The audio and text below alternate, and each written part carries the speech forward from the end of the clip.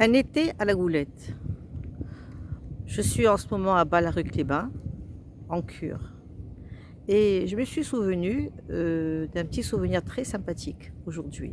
J'étais en soins, donc soins debout, et je me suis assoupie pendant le soin. Et j'ai eu des flashs qui me sont revenus comme ça à la tête. C'était très très beau. Je me souviens donc des 3 mois que nous passions à la Goulette.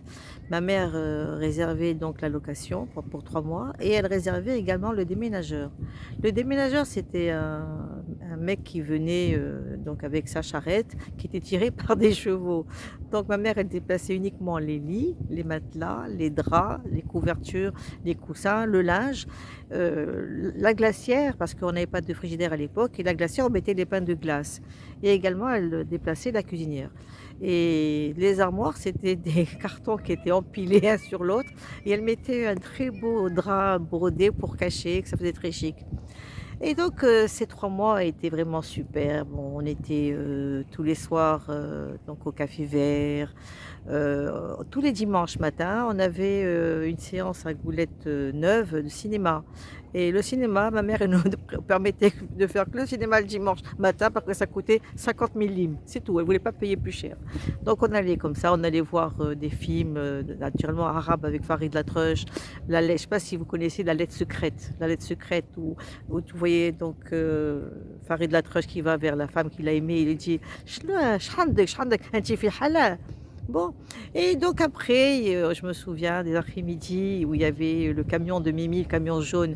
Il passait avec les brioches, les chocolats, les pizzas et moi je voyais déjà que j'allais me régaler. Mon frère était chétif et moi, mais toujours bien ronde et tout. Ma mère, elle me disait: «Pour ne pas trop dépenser d'argent». «Non, toi tu as pas besoin, toi tu manges à la maison». «Pourquoi moi? Pourquoi j'ai pas de chance? Pas possible».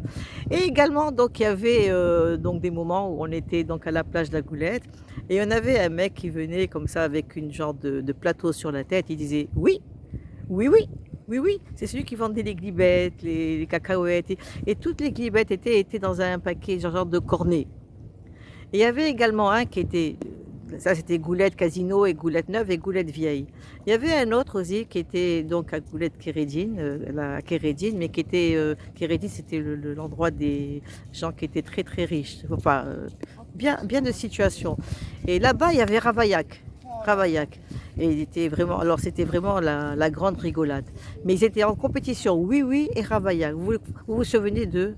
Je suis sûre que vous vous rappelez d'eux. Oui, oui, oui, oui, oui.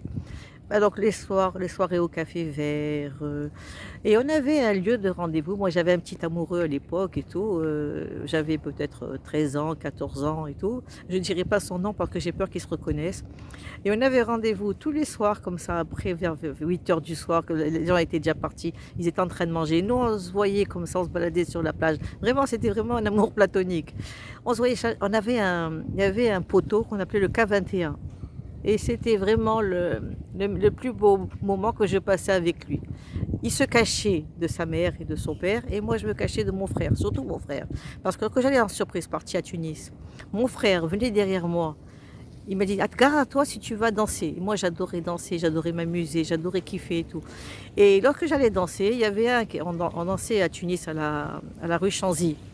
Et donc, lorsque je dansais et tout, j'allais comme ça se ressortir en cachette et tout. Il y avait un copain à mon frère qui disait: «Annie, Annie, il y a ton frère qui est là!» Je me cachais directement dans les buanderies. Enfin, c'est tous des souvenirs très sympathiques de la Tunisie, de la Goulette. On a beaucoup de souvenirs. Voilà, donc maintenant, bon, on est à Balaruc, il faut prendre des trains de 3 heures, 4 heures de train. Tandis qu'à Tunis, on allait 10 kilomètres. On prenait le déménageur. On avait une vie de folie à Tunis et à la Goulette. Allez, alors à la prochaine.